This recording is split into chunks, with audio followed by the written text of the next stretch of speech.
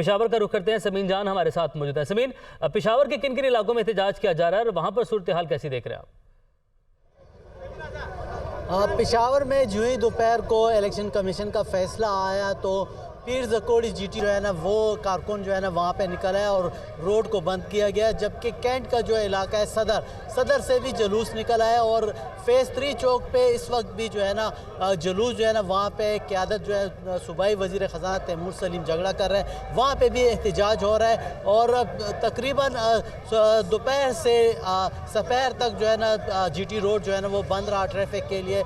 Police वहाँ पे मौजूद रही, मगर उसके बाद जो है ना जो जितने भी शहर के अंदर कारकुनान थे पीटीआई के, वो सारे के सारे सड़कों वहाँ से निकलकर टूल प्लाज़ा की तरफ, मोटरवे टूल प्लाज़ा की तरफ आया और इस वक्त जो है ना वो टूल प्लाज़ा में, इस वक्त हम भी टूल प्लाज़ा पे मौजूद है और तमाम कारकुनान शहर के जितने भी है वो इस वक्त टूल प्लाज़ा पे एहतजाज कर रहे हैं। सूबाई क़यादत जो है ना साबिक़ गवर्नर शाह फरमान भी यहाँ पे है, सूबाई वज़ीर आला तालीम जो है कामरान बंगश वो भी यहाँ पे है, अरबाब आमिर जो साबिक़ MN है वो भी यहाँ पे मौजूद है।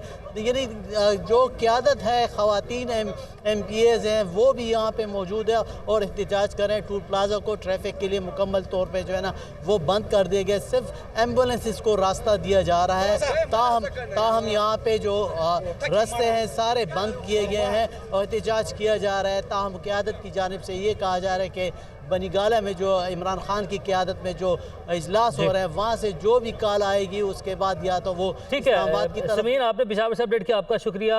लाहौर से सरफराज, मंसूर सत्ती, रावलपिंडी से हमें अपडेट कर रहे थे। आप तीनों नुमाइंदगान का बहुत शुक्रिया।